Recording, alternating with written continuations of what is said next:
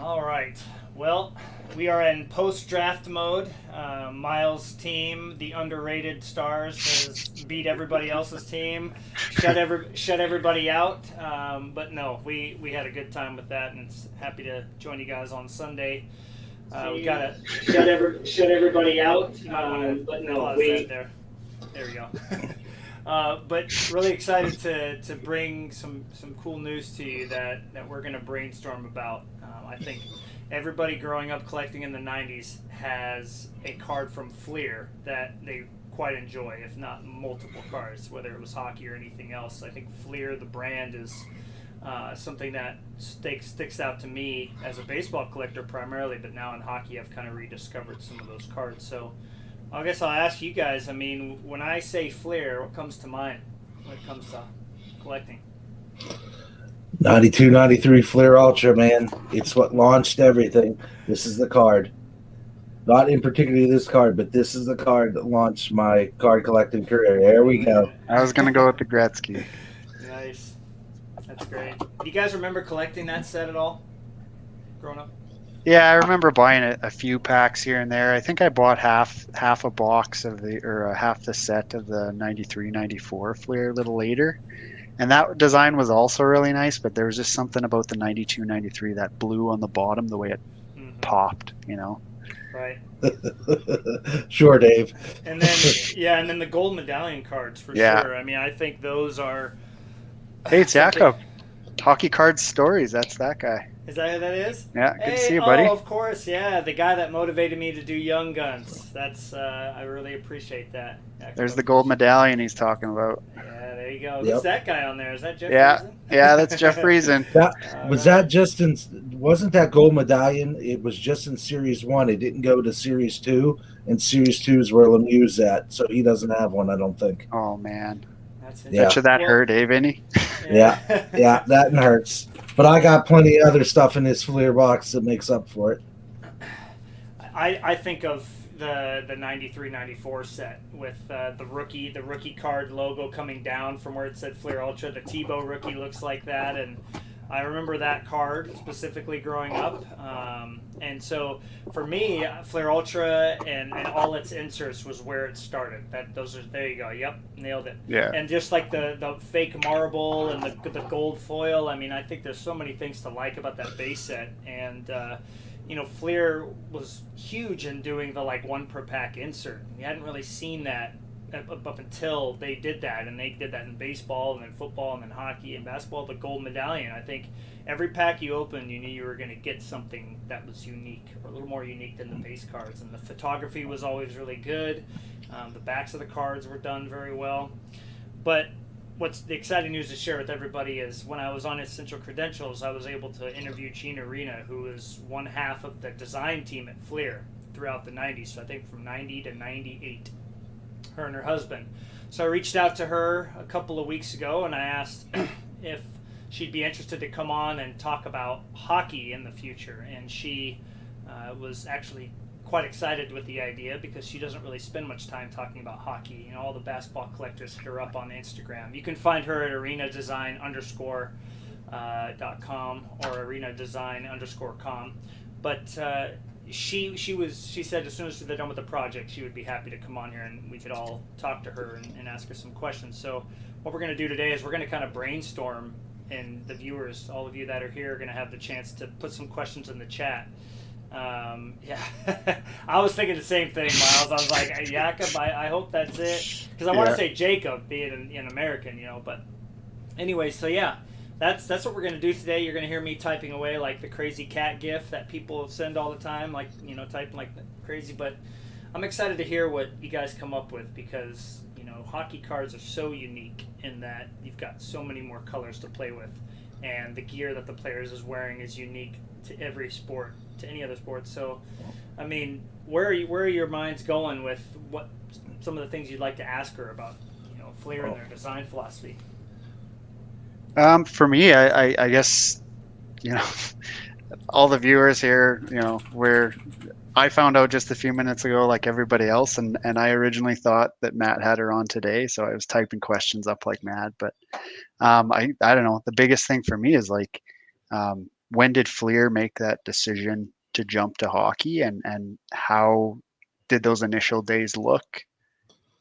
Jumping into a sport that was completely different than baseball. Like I don't collect baseball, but I can imagine the photography and the set layout and the stat layout would be completely different. And I'm any design type of thing for cards like that, that's to me is just fascinating. So Great first question. How about you, Vinny? Well, I'd like to know her thoughts when they did 12-13 retro when Upper Deck bought them, and what her thoughts are on, the particular chosen cards that they brought back, and how that really makes her feel that they chose her designs from the early 90s, from basketball, baseball, football, and they brought them and they put them in hockey.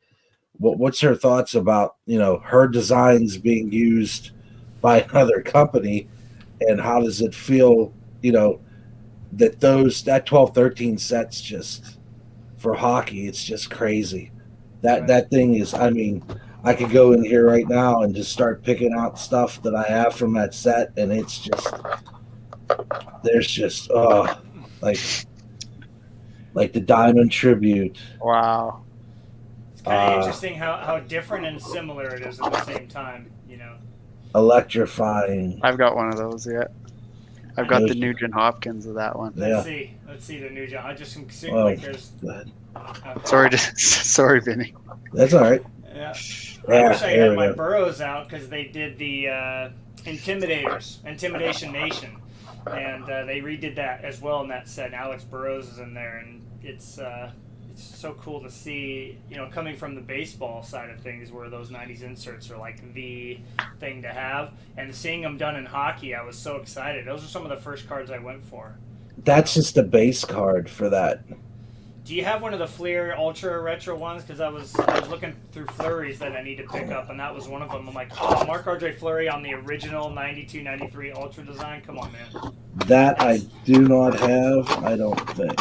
So, yeah, I think those are two great questions right there. I mean, I do wonder, like you're saying, Miles, with them seeing the potential that hockey had and just how unique that it would be as opposed to every other release in every sport is how they could make it different. Because what she did tell me in the interview that I know Vinny's seen, I don't know if you've seen it yet, Miles, but she mentioned that hockey was typically the last sport that came out from that they would design. So if they were doing a Fleer Ultra set, they do baseball, then they do football, they do basketball, and then they do hockey.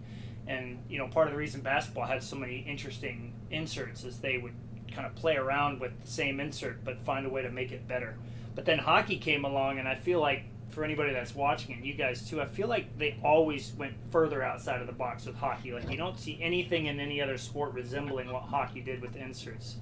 And so I'm really curious to hear how, like, what their approach to it was. Like, was it just like, let's have some fun and see what happens, like, rather than it being like baseball, where it was very calculated, everything that they were going to do is kind of pre-planned. Hockey, they just kind of said, let's really go outside of the box, Yeah, like the Fleer medal, was that also done in other sports as well, or was that? Yep. Yeah.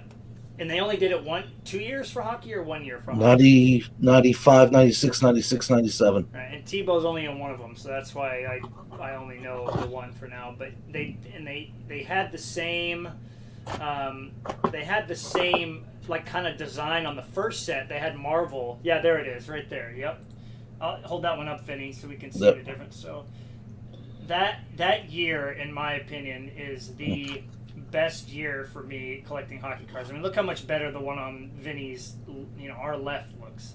Yeah. Having that Marvel comic book design featured, I mean, like, talk about an amazing idea. I don't know if you guys know this, but they actually sketched out, like, on a humongous piece of paper, they sketched out each of those cards before they were actually made and printed. So when we were interviewing her, she held up, like, a full-size picture of a baseball, of one of the baseball cards. You could see the player was sketched, and it said, like, player photo here, but the whole background was all sketched out for this player. I was like, that is awesome. So for them to do that with hockey, I feel like would be just as much fun, if not more fun, because you have so much more gear and colors to play with, that interact with the backgrounds. So. And you're speaking like interacting. It's like it almost seemed like some of the player some of the players were meant to match the background, and I'm curious to see how that went. Some of them look like they were just thrown in, but some of them it's like the puck or the stick or whatever, it matched whatever was going on behind it. Right. Yeah, I think like visually that might be one of the more interesting sets that they ever did. And like again, I would love to ask her like, okay, so when you guys were planning this for baseball, that's where it started, 96 Metal Universe, and you were doing the other sports, was there any difference when it came to hockey in like incorporating the players into the cards a little bit more in terms of design? You know, because you just had so much more to play around with visually. So. Speaking of like one-offs, like that Fleer did, the Fleer power plays, and I want to know. I'm really curious, like how that design choice came about and how they were received. Like obviously they're such a different departure, like card size. Mm-hmm. They're so much different, but they're a really well shot card. The stats on the back look really clean, really crisp. Like there's a good amount of white space, but there's also like a really good photo on the front and on the back. I'm really curious about those as well. You know, it's interesting when I got a box of that to open just for fun. I had to. You know, it was so cheap. I said, you know, how cool would it be to pull a? Is that you, Miles, or is that Vinny? That's the Amazon guy just dropped something off on Sunday. Dang, that's amazing. I was just gonna pull up a picture that I took of a couple of cards that Tebow has from Power Play. Here they are, and I actually messaged Gene right after I took the photos, and I said thank you so much for like choosing this photo for Tebow because it just works so perfect for the card. And again, you have so much more room to play with. Let me see if I can pull it up here. So here we go. So can you see this, Miles? Yep. Yeah. So like using the having the text and everything match here, I felt like this was just a perfect picture. Like you know what I mean for the card. And see how his helmet kind of sticks up over the border here, and his elbow as well. So I sent her a photo of this and said, hey, thank you so much for this design and how unique these cards are because you have so much more room to play with. And this one having no borders. Oh, wow. You know, like gold foil and just so much fun with having more space to work with. I would love to know more about that set. Yeah. I love those coho setups. Every time I look, I'm like, you've seen them before, but like, I just love those 90s coho setups, especially on a big card like that. That's awesome. I would love to have a game used glove of his sometime. Have it hanging on the wall. That would be sweet. Just that color, man. Like everything about that was just about. Anyway, I don't know. Not just hanging on the wall. You can go out and play street hockey with that. Yeah, I would never do that. I'd buy a credit glove for that. Hey, what's up, my buddy Ryan? How's it going?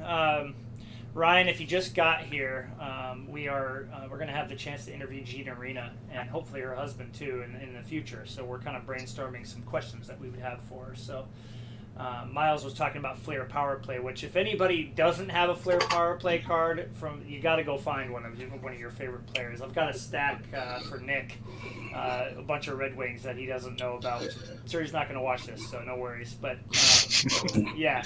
I've got some really nice cards put aside for him, and their inserts are just so cool. There's one that's got like a yellow border, and like, man, they should try that again. You know, I have 2 boxes of each, the Series 1 and Series 2. I just got the pages to fit the long cards. Oh, okay. Steve and I are gonna open those when I decide to get my independent channel rolling, and. You've already got an account, so you don't even need to worry about like doing anything else. So your spin-off channel, as they say. Yeah. Miles, we're waiting for the same thing, dude. I want a Jeff Friesen PC video. Oh man, you guys love those Friesen. Well, here's why I'm saying it though, legitimately, because like with Alex Burrows, nobody's gonna have a PC video of Jeff Friesen, Alex Burrows, Jocelyn Tebow. Nobody's gonna put that on YouTube except us. So you got to help me out, man. I can't be the only one putting up PC videos of guys nobody's heard of. Well, it's like I collect Maniluk because he's like a distant cousin, and then all of a sudden one pops up, and I thought you guys were trolling me, and it's legitimately a guy from Switzerland who watched him play when he played in the Swiss League. I'm like, that's That's awesome. One thing that I will say about hockey fans is this. I think we are unique in that we are fans of more than just the stars all the time. Like, we have something tied into, like, that one player scored this goal in the first game I ever went to, and now he's my favorite player. Like, I want all his cards. And I still feel like there's an appreciation for, like, getting the base cards of players. And, like, we're looking at these designs. Whereas other sports, it's like, yeah, I don't need these base cards. They're just, let me go for the big 90s inserts. Well, Jocelyn Thibault and Jeff Friesen do not have amazing inserts to chase down, just parallels, you know. So it's fun. I think that's unique with us when it comes to collectors, you know. And I think it's a lot with the collector too. Like for me, I like Andy Van Slyke. He was my favorite pirate, you know, even with Bonds, Bonilla, Drabeck, all those guys. Van Slyke was my guy. He was a heck of a fielder. He was a decent bat. It was I just like the guy. So I'm like going through all my stuff now, trying to put all his cards together because I know I have a ton of them. Right. So I want to put them all in sleeves and put a whole book together just to have it. That'd be great, man. Well, so far I've got 3 questions. Vinny, I'm going to go back to you. So while you went to check on your Amazon package, you know, Miles was talking about Flair Power Play and having her talk about that. Are there any other sets that come to mind or inserts, maybe like a specific card? Like if we were going to ask her about, you know, what was your idea? Like for me, I think of the Padman, the Premier. Oh, there you go. Yeah. What was what was her thoughts about the ice carvings? Well, then the whole when you go from the ice carvings and then you have your regular card and then you have your superpower. Mm-hmm. What was the thought about the superpower to have that as a parallel? Can you show those two again, Vinny? So there's your regular one. Let's see. There we go. That's a superpower. That's a superpower, and then that's the regular one. Well, if I'm correct, right, unless maybe football did it, hockey was the only one who had parallels to the inserts that year. Baseball surely didn't do it. I know that. I don't know about basketball or football, but if I remember, hockey was the only one that had parallels of an insert that year. So I'm curious, like you, Vinny, why was that decided then instead of earlier, or like was that something that other companies started doing before hockey came out, and you're like, we should do that, you know? Oh, sorry. No, sorry, that was Matt. it. I'm just gonna finish that question. I was just gonna say, so Flair, what's like? I'm guessing Flair also dates back to baseball, right? Mm-hmm. Yep. But it is a Flair property, right? Oh yeah. Mm-hmm. It was their high end. She said it was like, we want to do a product that you can tell when you buy a $5 pack and the cards were thick or in the cellophane, like it was gonna stand out. Yeah. Yeah, I'm curious to see again, like design difference. What was it? Just a straight? You know, they took a lot of cues from what they did with baseball, or was it? Let's make an entirely different product that's all its own flair wise. Right. Yeah. I have an Eric. Speaking of Jakob, I have an Eric Fashad. I think my buddy Tyler sent me from the first Flair set they did. I think that was 94, 95. No, was 94, 95 the blue ice? No, 95, 96 is the Flair blue ice, right? Or is it 96, 97? 96, 97, because there's a skip between the years. It's 94, 95, then there was no 95s. Then it's 99, 96, 97. It has a blue box. Okay. The Flair, the original was in a black box, mm-hmm. and then the next one was in a blue box. And I've yet to see a blue box out there to buy one. And if one pops up, it's going to be expensive. Yeah, for sure. And Dave, to answer your question, we care about every one of your guys. We do. I love watching Dave's stuff because then you go and look at them, and you're like, hey, does my guy got that card? Does this guy have this card? That's people call them obscure players, but I think that's the best thing about the collection of our realm of different Instagrammers, because they put up so many different players that you don't think about. Like Martin Letestu, that's another collection I want to start. I thought he was going to be great when he was with Pittsburgh, and then they traded him, but he's another guy, it's the obscurity of the players. Brian Rust isn't, typical household name, but I think he's great. Well, you're right about that. I mean, we don't need to make Dave feel any better. He just comes around and acts like a little brat in chat most of the time, anyway. So it's all good. But no, he's absolutely right. I mean, there's a lot of people that collect obscure players, and so there's all your motivation, Miles. Do it. Yeah. Do it. So almost said free show. Fee show. That is really. I mean, that's some of the hockey players, man. I really, even now, I still have to learn because those names are just, the combinations don't make any sense to me. Like Mike Krzyzewski might be the craziest one of all time. If you ever look at how that dude's last name is spelled, there's no way that says Krzyzewski. Check it out. Anybody know who that is? That's a Duke basketball coach. But anyway, so yeah, I'm with you guys on the Flair. I think having her talk about power play, Metal Universe, just in general, like covering that set, Flair as well. And I liked what Ryan asked there too. Saying like how the thought process did change from baseball to hockey. Like, all right, we did baseball 6 months ago. Now we're doing Flair hockey. How are we going to make it different? Other than like changing the names of the inserts and things, I do wonder, design wise, if they decided to take a different route. Like, hey, let's have a little bit of fun here. I mean, hockey wasn't nearly as popular as baseball was, and then the mid '90s happened, and every sport was just going nuts.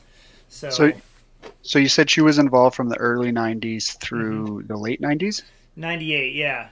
I think they worked during 98, 99 with Skybox, because if you remember, Skybox started doing their own cards at that time in baseball. So they moved to Skybox, there we go, for a year, and then they stopped. So I'm really curious too.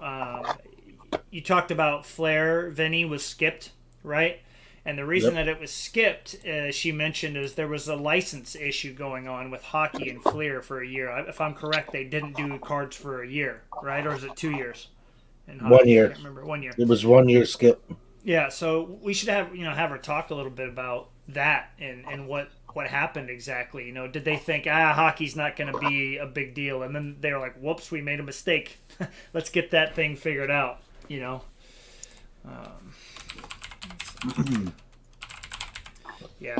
So she was between those years. She was involved in every set from Flair that came out. Is that right? Yeah, that's correct. Yep, her and her husband. Wow. Yep. So the super softball question, like, what was her favorite design, right? Meatball question. I like it. I got a good one. I mean, maybe asking her to show a few of her favorites, because I don't know if anybody knows this, but her and her husband were able to keep one set of every insert that wasn't numbered. So if it was an unnumbered insert, even if they were like rare, they have a copy of every set. Wow. So they got like a big. I'm telling you, she needs to just open a big museum, like a card museum, that people can go to and see these things. And she has prototypes, and she has a lot of original sketches, and the Flair metal logo from the first set. It's got like those spikes coming off it. Her husband actually had that made with metal, like an actual metal sign was made, and they took a picture of it and then was able to like Photoshop it onto the card. Is that awesome or what? So cool. I have a real interesting question. Okay. So in 1996-97, they put out a set called Topps Picks. And they also put out a set called Flair NHL Picks. And half the set was Topps, Lemieux was in the Topps, Gretzky was in the Flair.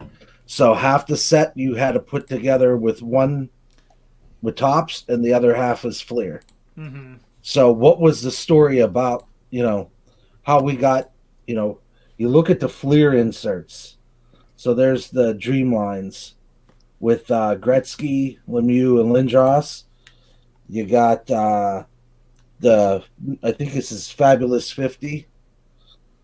So these are some of the inserts from that set. And then those were one for one, right? One per pack? Yeah, but this is not one per pack. This is one. This is one in like 360. This is the captain's choice. This is this one's a toughie. it's funny you bring up that set because I had some random Instagram guy, I don't know who he is, sent me an autograph card of Tebow from that set. And it just kind of showed up in the mail. I mean, it was pretty nice of whoever. I mean, Didn't I send that to you? it was you, yes. But I'd never seen that set before. I was looking through all my base cards, and I didn't have the base card of that, so I'd never heard of that before. So Topps and Fleer did it together, right? Yeah, I think so. I'm curious to hear like Vinny was saying, the story on those, because the stock on those is very different. Like the card very different. Very different. Oh, okay. Interesting. Is it thicker on the Fleer or vice versa or what? I think both of them are quite thin cardstock, they if are. I remember correctly. They are definitely 20-point probably. And it's not that they're not a good design. It's just they just don't feel the same, right? Mm-hmm. Yep. Okay. Huh. Interesting. Well, I got that typed in there. And I can't believe you haven't brought this up. What's the story behind these? Oh, dude, I try not to, man, because I'm still bitter about that box. I'm so bitter. Because I'm going to see my dad in a week, and I was thinking how much fun would it be to open that with him, but maybe we'll get lucky and find one around there. See, those Skybox Emotions, I really like those. Like those, they felt really good in your hands. They looked really good. They had a different word for every single player, and sometimes they were kind of funny, but they were just great cards. You know, it's funny, Miles, because you brought up Zarli Zalapsky, and that name sticks in my mind because when I opened one of the 6 packs my dad sent me of Emotion that Christmas, I pulled a Zarli Zalapsky, and he was on the Flames that year, I remember.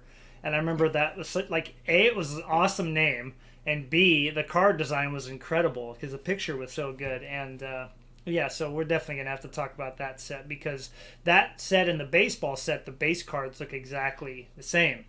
I think they did it for every sport, I want to say. So every base card had that same like coloration with the word on the side and the big picture kind of faded out behind them. So yeah, that's going to be a fun one to talk about for sure. When did Fleer become an Upper Deck property? 12, 13 maybe? 12, 13? So no, the stuff no, because 08, 09 maybe, because that's the first year of EX. Yeah, 08, 09, Fleer Ultra. I'm trying to hockey, think. You mean though? No, right? 05, 06, because Crosby has a Fleer Ultra rookie. Well, because they did 2006 Flair baseball too. I remember that. So, and there was also a basketball set too. I had a box of hot prospects here, 06, 07, and I'm just looking at the back now, and they're Upper Deck at that time. Yeah, 05, 06, because I'm pretty sure that's the year that has OV on the box, or retail at least, and that had him, Getzlaff, Crosby, and then the next year is Malkin. And I don't think so. The year before would have been 04, 05, which was the lockout year, so there was nothing. And I know Fleury didn't have a Fleer Ultra rookie card to my knowledge. So if I'm doing my math, it's 05, 06 Upper Deck bottom. Yeah, okay. I bought a box of 06, 07, and you know they're quite different than their 90s Fleer, but they're still they're still a nice card. But I think that was my favorite pull back in the day. Hey, is that Jordan? Jordan Stahl. That's a good one. Rookie card signed. That's sick. Yeah, it's a sticker. Get rid of that, dude. Especially because you pulled it. You know what I mean? Like pulling a card like that. If you buy a sticker auto on eBay, you're like, oh, that's kind of nice. But when you pull that card, 10 times better. Or when you guys were saying like, hey, sell your cards that you have to buy other cards, I was like, well, I don't have a lot of high end cards, but the ones that I have were the ones that I pulled. Right? Yeah, keep those, dude. Yeah, keep I'm kind of partial to this one. Is that the re-release? Okay, this is the re-release. Okay, so that's the regular one, and this is the blue PMG, and then here is the red PMG. Oh, no, that looks nice. That's gorgeous. Yeah. That looks nice. I got these before the boom, I paid $20 for one of them, and I think 18 for the other. I would not get that price now. No, you'd be lucky if you saw that price. So if I don't have a green, I'd like to have the red in like the base card. That's of the I forget what year the base is. I'm trying to look through here and find the base that has a PMG. I know exactly what card I'm trying to find. I just have to go back far enough to find it. But I have a Flurry that looks just like the PMG that all the basketball collectors go absolutely crazy over. The Jordan green that was like, how much did that thing sell for? Like $14,000, and that was before the real big boom happened. So imagine what that card would do now. The PMG market's crazy. There's one. There's a Sid that's up there for like $3,000. That's just crazy. And it's a blue, I think. That's just crazy. I know there's a $1,600 one that's green from Malkin. Mm-hmm. And it's funny because certain ones demand more of a premium than other years. So it depends on what they are, because you'll see a red that's for a guy and it's like $600, and then you'll find one in another year, same guy, it's like $40. It's kind of odd. So there's premium on certain ones, from what I can tell. Here's the two that I thought. I mean, again, we're getting a Flair Metal release, and so I'm curious how that's going to do that old set justice. I'm with you guys. I want to hear her and her husband's thoughts on these cards coming back, because those are their designs, that they're bringing back, and I mean that's pretty close, This is the one that demands the premium for the PMGs. Okay. Rocky.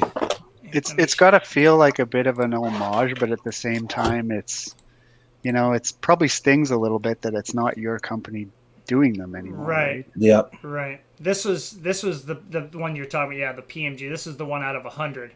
And I had a chance to buy the green before the boom happened, and of course I did not, because I didn't think about. Nobody knew it was going to do this, but if I'm going to be honest with you guys, if I could pick one set for them to do every year as like a retro set, I think it would have to be this one. I don't know why the scan ended up turning out so good, but it turned out amazing. So check this out. That set right there. Wow. Yep. So for them to keep doing Flair Showcase and make it look like the original Flair in a way, this was the late 90s baseball Flair design, and do the Legacy collection, because those are quite popular from the 90s. I mean, how can you go wrong with a card like this, So I think, in my opinion, I think Flair is probably their best looking design of a base card that they did. But I'd be curious to hear what she says too, right? Like Miles was saying, pick your favorites. What do you think are the best designs that you guys made of just the base cards, let alone the inserts, Ryan had a good question there. I see that, yeah. Yeah, that's a great question. Yep. Do they get do they get a little bit of every redesign that Upper Deck does, or is it once the property's out of your hands, it's gone, that's it? Right. Well, she kind of got me excited when she said, we're working on a big project right now, so get in touch with me in a little bit, and then we can figure something out. I am really, really hoping, I'm sure this is wishful thinking, that her and her husband are involved in a retro design with Upper Deck. That would be awesome. Because she talks about how her husband, he really was influenced by pop culture in a lot of his designs. He did a lot of the basketball stuff. That was his favorite sport. I remember she said that. And all those crazy colorful inserts that they had for basketball, he would see that, in culture and be like, we need to incorporate this. I'm curious if they were to be involved in a set again. Just imagine the possibilities, guys. Imagine. Showcase is just, I've heard it through a lot of channels saying they bring Showcase and Flair Ultra back. It's a game changer for hockey. Oh, for sure. The photography. It's this card. I mean, this card right here got me hooked into hockey. 92 Cousins Corner. I bought 5 packs. I got 2 Lemieux, and I was hooked. I got it was a local card shop and in Pennsylvania, and I just remember, wow, I'm like, look at this card, and then you got the icy light in the back, which is a Pittsburgh beer, and the look at the back of the card, Yeah. look at that. I mean, nobody looks at backs of the cards. Oh, That's that's why I so don't like sick, though. I don't like the Z folios because you can see the back of the cards. I want to look at the front and the back. That's why I love my 9 pages, the Ultra Pros, because I sit there and I look at the back of the card and I'm like, I wow. love on the Solani it looks like the logo's coming Yeah. off of the stick. I like they is chose sick. that pick because of Oh, that. for sure, dude. So good. And that's the same. That's 92-93. You know, it's interesting. The Tebow, that design from 93-94 is almost identical. It's not very different. I'm gonna get my Tebow binder behind me because I've got to look at it. I don't have a scan of my base cards yet, so let's take a look. The other one is like the Vinny was talking about the Fleer Ultra. Mm-hmm. And especially the 94, 95, with like the goalies with the landscape and 2 goalies. Like, oh yes, oh that card. Oh my goodness. Like I think I had a pot van of this, and I don't know what I did to it, or I don't know where I got it, but it was cut weird. I don't know if I had it or got it from a buddy, and it was custom cut, but like it was butchered, but I couldn't bring myself to get rid of it. It looked great. It was a great card.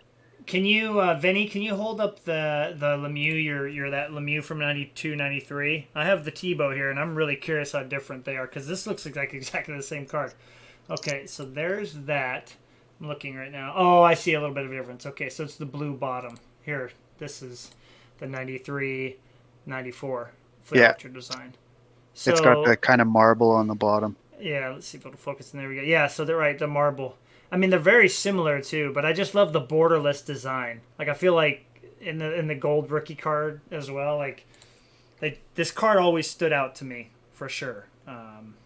But that card you showed of the Patrick Waugh, I remember having a Martin Brodeur, and that card was always a favorite of mine. So when I was getting back into collecting, I remember I was like, I gotta find that base card, the Brodeur from that year, because of the double picture. I always had the mask. Oh man, look at that. The idea of borderless designs is where it's at, for sure. And yeah, to see that tall portrait photo on the back as well. Like, you got the 2 smaller photos, but the other one is just it pops. It's the whole card. Well, and to have everything. The rink, like the home team's rink behind them. I mean, like, come on now. That's like, that was perfect for hockey. Yep, and then there was that set. Yep. Yeah. Awesome. Should have had this base set binder out ahead of time. Yeah, it's funny. My Fleers, you could basically call them like the Solanis, because I've got Solanis from every single set. That foil on the bottom is really nice, man. Oh yeah, here we go. There's the Tebow from that year. Yeah, you know what's really interesting too, though? Here's another question that I have. In baseball that year, Miles, and Vinny knows this too, they did a gold medallion parallel, which actually had a different photo on it, right? So it was the same card number, but the photo was different. But then they also did a platinum medallion, which was numbered, not numbered, but it was a print run of 225. They did that first in 97 Fleer Ultra. So why didn't they do that for hockey? Why not do the platinum parallel? Why not do the photo, like not variation, but why not change the photos on the gold and the platinum like they did for baseball? So why go, in a sense, go backwards for hockey? Did they run out of time to print it? And they're like, we don't got time to make parallels. Let's go. You know, I'm really curious about that because if it was working, why not do it for hockey? You know. Mm-hmm. So. Oh, yep. I know that card. Nice. The 96-97, just regular Fleer. Mm-hmm. So that one, we got a lot of stuff going on, but it doesn't have the pizzazz, as they say, as the other years. It's a very plain, here's some of the inserts are, They had like power play and goals. They just print the same because it's the same guys. Yeah. Like the biggest one out of there was they had the different awards. So here's like the Pearson Award. I just like it. Somebody else said it on Instagram. They like the lettering.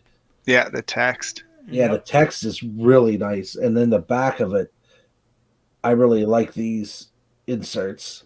Again, another borderless design. I think that's what they nailed. This is one of my favorite T-bows when I first started getting back in. I just love the hollow foil on there, and then of course the double picture, and just a lot of the Fleer cars were definitely some of the first when I was like, okay, I'm gonna collect Jocelyn T-bow. So you go on ComC and you're just browsing through photos. I'm like, that card's cool. That card's cool. Fleer.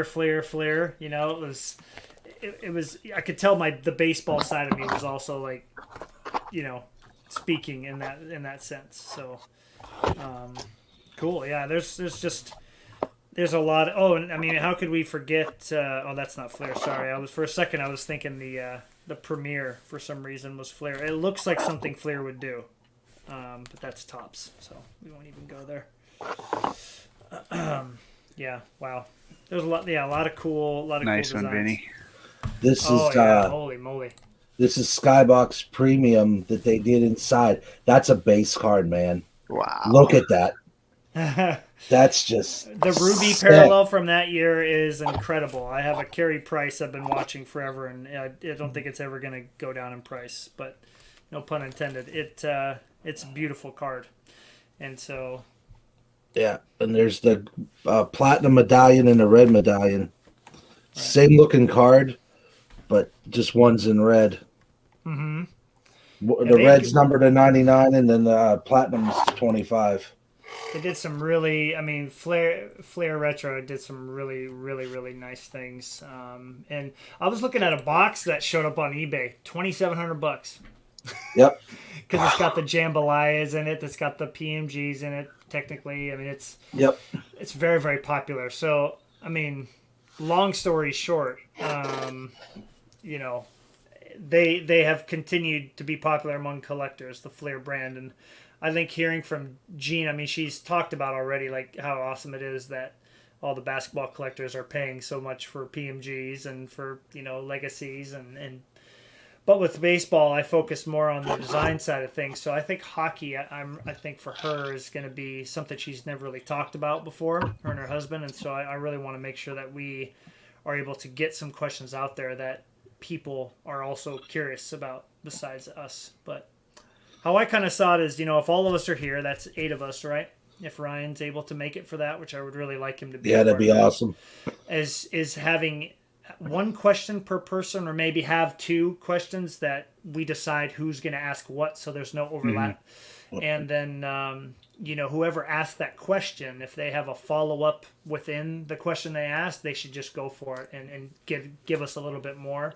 I think that will be the best way to keep it organized so that we're not all trying to talk and fanboy over her while she's talking about it. But that's how I see it. I don't know about you, Miles or Vinny, if you guys kind of see it works for me differently. But yeah, it's good to have that kind of structure, and then have a pretty good idea of how long it'll be. And I guess the other one that I was thinking about is how many women card designers are there? Is it I'm gonna guess, top of my head, I'm guessing it's a male dominated industry. I'm wondering, how she got into it and whether there's a lot of her colleagues that are women, and I'm just genuinely curious. Yeah, for sure. I think it's interesting too that, her and her husband worked in the same place for so long. I think just generally, if everybody that's married can think about what that would be like, for me, I think that would be really tough, but that they were able to kind of come together and bring their separate ideas, but also design those cards and be on the same page. I think that's pretty impressive, but yeah, great question. I typed that one in, Miles. Yeah. Because she went to a lot of, they would have designer conventions or whatever she talked about, and people would go there and they would see, oh, hey, look, we've got all these new foils that you can start using on cards, and we've got this printing technology, and you can do this with cardstock now. And how many people she noticed that were women there. Yeah, probably not very many. So yeah, I think that's great. Definitely have to ask her that. Issues meaning releases, but money or interest scrap them. Yeah, that's a good one.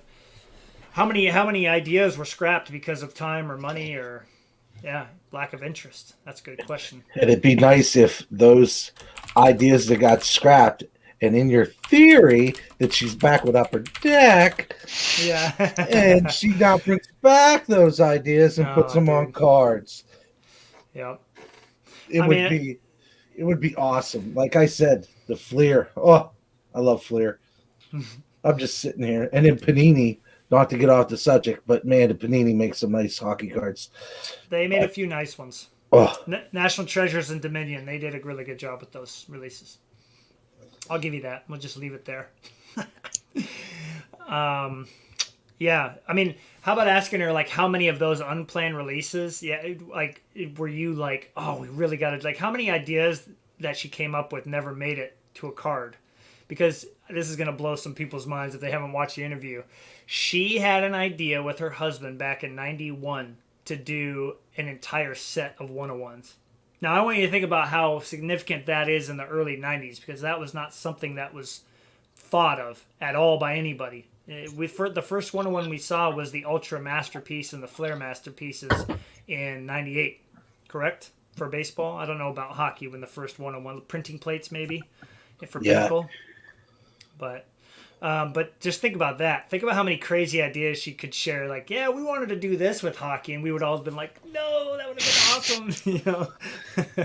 And it'd be a good one. Which design of hers that she was like, it was her baby and she got crushed and she wasn't able to do it?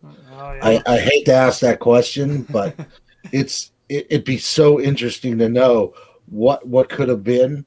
Mm-hmm. And how dear it was to her, and on the flip side, which one was so dear to her that actually made it? Right. Yeah. That there's both great. I wonder if she has any prototypes of those ideas sitting at home, because I noticed she has a prototype of a King Griffey Jr. card that's if that thing ever made it to the baseball market, people would probably fight over it. It's just crazy. I mean, she was explaining it to me, and I was like, you actually made that? She's like, yep, there's only one, and I have it. I'm like, oh, my gosh. Awesome. So awesome. I mean, it changes color and all that. I mean, just all these crazy things that she put in one card. I'm like, oh, why did you do that? But, hearing if she's got any of those types of hockey cards around that, I mean, maybe not show us if she doesn't have the chance to get them out, but explain, well, we tried this printing technology, and it just was too expensive, so we didn't make it, or this idea came to us too late. I just think that she's going to be full of stories and information and just what she thought of hockey in general. Was she a fan? Did she become a fan by making the cards? I mean, she obviously knew who Wayne Gretzky was. Everybody did. But, the sport in the 90s is certainly a lot different than it is now. I'll tell you that. So, yeah, cool. Well, I got 15 questions here, so I think that's a good place to start. If everybody would have been here, I'd probably have like 30 that we'd have to sift through. But yeah, just keep thinking.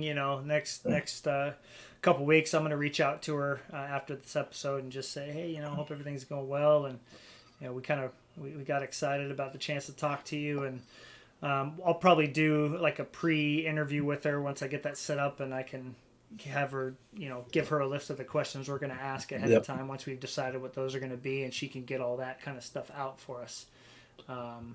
She's a lot of fun to talk to, man. I really hope that we can make this work, because I think for me, it really made me appreciate all the subtle things about card design and, just the cards in general from my childhood, rather than chasing down the mega cards. What does it say here? Yeah, definitely. Well, go ahead, Miles. I think you were talking about her husband being influenced by pop culture, and I was going to say, like, a lot of what he was doing, or a lot of what it sounds like the designs he was involved with, like, a lot of them look like comic books, especially like the Fleer metal and stuff like that, where it's like big background. It's not just the hero. It's everything in the background. And I'm really curious if he could tie that to a specific comic book or a specific movie or something like that.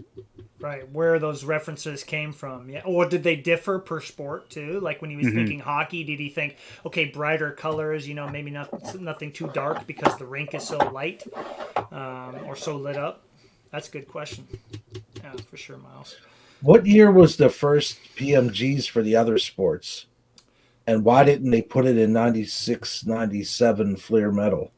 I didn't end up getting to that question when we talked about baseball because I thought, well, Gene, in 97, 98 basketball, that's when the green and red PMGs came out, the Jordan where he's like this. And I said, well, you didn't do it in 96 baseball because that really wasn't an idea, but you did the 97 baseball and did not do a PMG. She said, well, the PMG came, basketball was released after baseball, so they wanted to try something different in basketball, and that's what they came up with. Like the low, nobody'd really done low serial numbered cards. Like out of 10, like who would have done that, So leave it to Fleer to try something crazy like that. And then everybody really followed suit. Think about it. Pinnacle did like the certified mirror golds and platinum mirror golds and the other low numbered cards. I mean, kind of went from there. Thank you, Don Russ, for the elite and putting numbers on cards. Yes. We appreciate that for starting the trend. Right. Oh, for sure. It just, the idea, I mean, if I can just dream for a minute, the idea of her and her husband going, like, helping out Upper Deck and doing, like, a set a year, and all the inserts, like, bringing back and, like, tweaking or using the same name but doing something different they wanted to try. I mean, with the printing technologies of today, there's possibilities are endless. Think about it.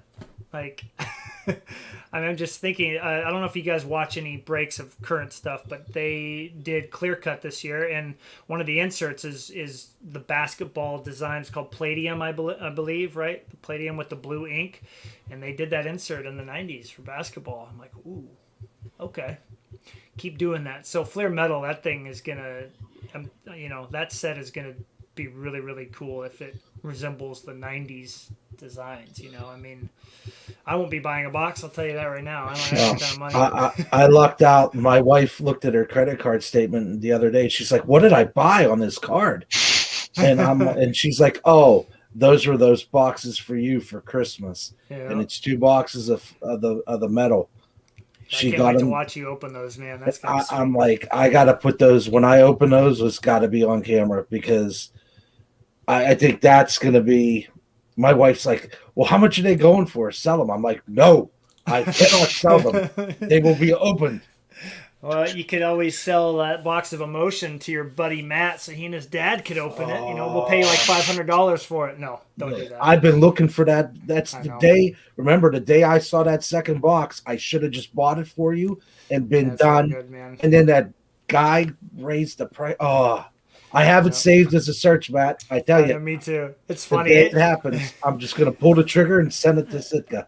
I think it's awesome, though, that when we think of our favorite sets, that a lot of us go right to Fleer. The emotion sets, Fleer. EX, Ultra. We always, like, those are the sets. And so I think I really am excited to let her know, and her husband, if he's there too, just how big of an impact those made on us in our childhood. Love it. Because it was the design. It wasn't just the fact that it was just the player. It was the design that, like, roped us in. And I think it's great for people who put a lot of time and effort and passion into their work to know that, it was appreciated on that level, not just, hey, thanks for making a Michael Jordan card that made me $100,000, like, that's not what it's about. Maybe it is, but yeah, to be honest, I didn't even know Skybox was a Fleer before we went live. And,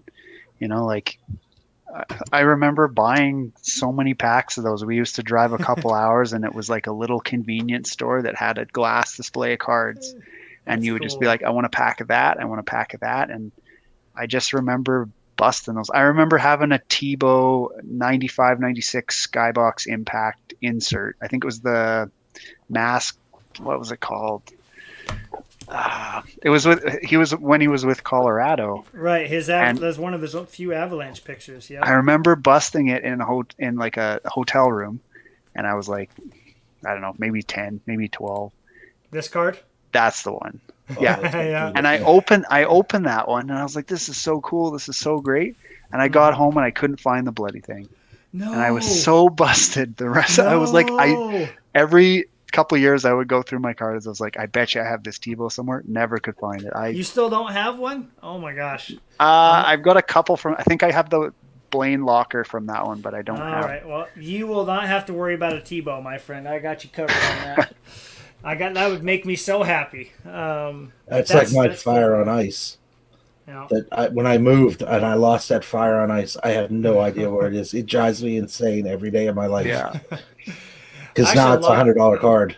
I'd lost an A-Rod for like over a year and a half in storage, and when I found it, man, I can't tell you how pumped I was. It was from Fleer Mystique, which she did not help design. Her and her husband did not do any Mystique for baseball because they had some cool cards. And anyway, found the card, and so you never know, Vinny. It's in Miles. Maybe it'll turn up when you least suspect it. Can only hope. That's nice. Well, cool. Well, I think we've got some people excited. I know you guys, at least from what I can tell, are more excited. And Miles, I'm sorry she's not here.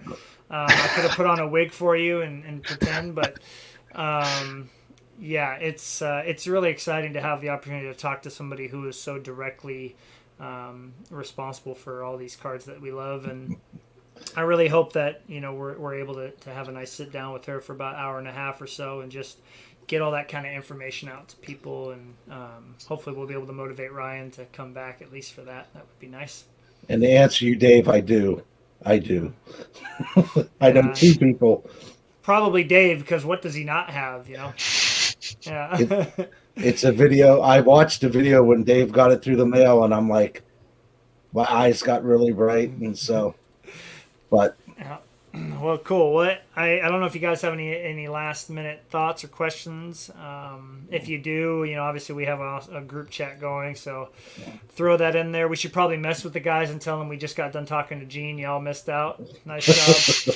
Make them feel guilty. But before I go, I'd like to do something on the essential credentials, and since there's only 3 of us here, we can give it a shot. Is there? Have you any neat additions to your collection over the last couple of weeks that you're particularly excited about?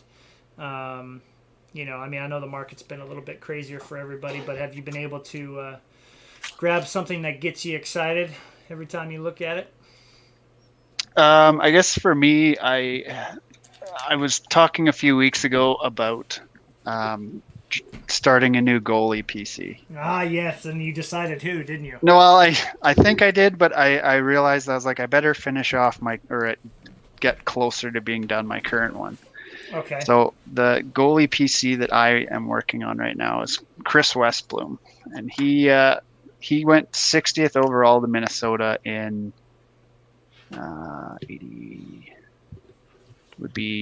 2006, 2007. Mm-hmm. And he never ended up playing, but he played junior in Kelowna. And I started going through and picking up a few more of his and stuff like, nameplates. So I've got a line. I think I've bought 4 of these now. There's only 20. Dang. And I'm starting to hunt them, and I think I'm going to try and complete all 20 of the silver. There's a gold. There's only a 1 of 1 of the gold, and I'm like, good luck finding that one. No, you never know though, dude. Stuff like that's been popping up. But it's kind of interesting to see connections. So like I picked this one up, and this is the prospect trios. So you got Carey Price on there, and obviously everyone knows where Carey Price went. Westblom never played in the NHL.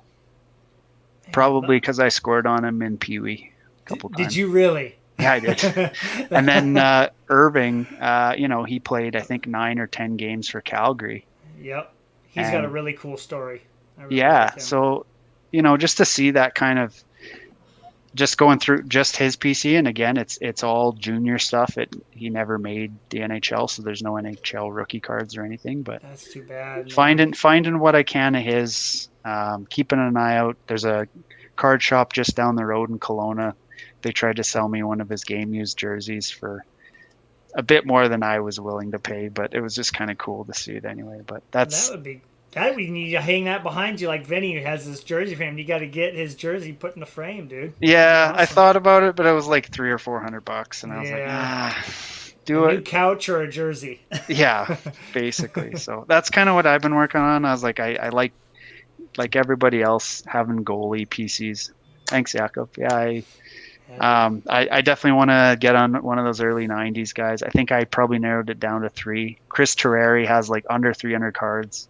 That'd Fred be fun. Brathwaite has under 300 cards. And the bigger one would be Ron Tugnut. Dude. He's got 800, 900 cards. So I think once I make the leap into the NHL goalie PC, I think one of those 3 guys will. I mean, I had my hopes up for Darren Pupa, A, because I love saying the name, but B, because he actually is in a good deal of those mid-90s sets with those cool parallels, so you definitely have the chance. So is Tugnut, though. I mean, if you decide on Tugnut, let me know. I thought it would be really funny to do like the Darren Pupa and the Ron Tugnut, the 2 funniest '90s goalie names, but I don't know. We'll see if I go down that road. So that's what I've been working on. What are you working on there, Vinny? Yeah, let's hear it, man. Just various things. So the Lemieux collection's always fluid. I'm working on that, but I'm going back and getting some 80s stuff. So I just got some Adam Oates. Nice. Mr. Gartner.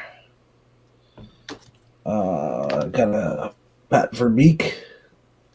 So I've been trying to clean out some of this, and then I bought a very symbolic card. Mr. Sigmund Palfy, numbered to 100 from ITG, as a symbolic card that I will Zigmund where everybody's Zagmund. So I will zig when they zag, and I will buy things that are not on everybody's radar. And I forgot Pupa. Yeah, sorry. Oh, that's okay. Go ahead. Sorry, I just got really excited because someone posted there that Pupa does have the superpowers set there. Yeah. Dave.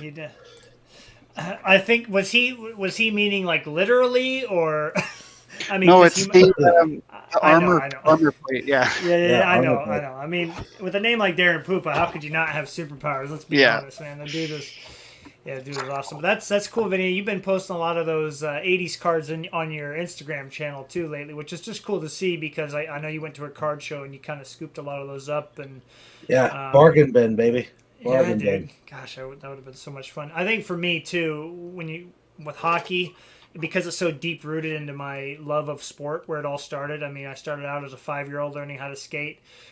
Played 2 years, and then we moved to Alaska. And my biggest regret is not playing hockey still. But I love the sport to death. And for me, I always have a lot of fun when I play. I always feel like I'm at my best when I'm laughing and having a good time. And I can't think of a goalie in the league that does that more than Marc-Andre Fleury. Like a lot of goalies that, like Vasilevsky, I don't think he knows how to smile, but he's an amazing goaltender. But you watch Fleury, like when he made that diving glove save last year, did anybody see that? Like the most ridiculous save ever. And they zoom in on him and he stands up and he's smiling. He's laughing because it was like, man, that was crazy. You know, and he stops OV in Game 7 to get him to the finals, and he's smiling after he deflected it with his block. I'm like, that is what it's all about for me. And so this card came in, and I feel like it's the perfect card for me because it embodies, what makes Marc-Andre Fleury my favorite. So let's see if the cameras get there. You go. So his mask at Vegas. If you guys have seen his Vegas mask, is like the best thing ever. But the only way to get this card is from a clear cut, and it's the canvas on card auto, and it's got my favorite serial number. But yeah, what a gorgeous signature. Look at that thing. And so I'm making the choice to focus on the positives, and I did whatever I had to do to make sure this card was in my possession, and I'm very glad that it is. But like Miles and Vinny, I feel like the cards that mean the most to me are the ones that have a lot of meaning, deep meaning behind them. And I don't know why I didn't decide to start collecting Fleury earlier. I think I was so caught up in 90s goalies and Tebow that I was like, he can wait. He's on Vegas. I don't care about him. And he just had another shutout last night, so he's leading the league in that. He's tied with Vassy for the lowest goals against average. So he's having an amazing year. I'm very happy for him, although I wish he was on my team. But oh well. My Fleury card, my first Fleury card's lost in the mail. It's coming from Alberta. And I had a red PMG that I bought for $20, and I'm waiting for it. And the guy keeps on saying, 10 more days. And I'm like, it's been 3 sets of 10 days and 60 days on top of it. It's nearing 90 days, and I'm like, Wow. when is it going to come in? But I've actually got a card that I ordered at, I think, 10 or 15 days before Christmas, and it just came in from Right. Alberta. So it's driving me nuts. It's the longest I've ever waited. And then my secret double crazy. probation set that I'm putting together, I need 2 cards now. And then I'm going to reveal that bad boy. That's been 8 months in the making, and I need 2 cards. Right. And That's it's gonna be that's gonna be awesome. Sweet. Well, that's good. I know I normally we don't do that, share pickups and stuff like that because we have so much to talk about. But one thing again that I love about listening to you guys and hockey collectors, like Jakob as well. He's Fichot. Did I get it? But being like those kind of PCs in hockey, just people have these stories and these reasonings behind collecting players that I feel are unique, and it definitely makes me appreciate the hobby and keeps it exciting and fun and enjoyable, despite some of the experiences like I've been having recently that I got to share with you too. But that you let those things go, and it's been great because after that day, I called up my dad, and he's who got me into hockey, and we just sat and talked cards for like an hour, and it really got me, back into the groove. So I get to see him in a week. I'm flying out of here on Friday, and there's a card shop that's like 5 minutes away from his house in Kent, and it's like a hidden gem. It's like a guy's garage, but it's huge. He's got everything in there, and we're hoping to find some hockey gems for me and him and my buddies. So I know who I'm looking for you guys, obviously, and it'll be fun to see what I can come out of there with. That's going to be and we're going to open a box together on camera, so that'll probably be like the ultimate experience for me. Nice. Cool. Well, wave as you fly over BC anyway. I'll drop a couple of Darren Pupa and Ron Tugger cards in a little parachute, and they'll just come down and save the shipping. Yeah, dude. That's right. So, well, cool. Well, thanks for popping in, Vinny and Miles. It's always nice to have you guys here, and really looking forward to the chance to interview Jean and her husband in the future. I think I'll aim for, maybe into springtime there, around maybe middle of April, something like that, see what she's got going on. But, yeah, really excited. It's going to be awesome. Yeah. Cool. Well, I got one thing to bring up with you guys off camera, but thanks again, everybody, for popping in. We had a nice crowd. Jakob, thank you so much for popping in. Thanks, everybody. Yeah, thanks for coming, guys. It was really good to see everybody here and see the comments and the questions. A lot of those good questions, too, we'll have to use for sure. Yes, absolutely. And, everybody from Instagram, especially that's here, got what we're going to be talking about off camera is going to involve a lot of you, so stay tuned. So everybody have a great rest of your day, and we'll talk next week. Thanks.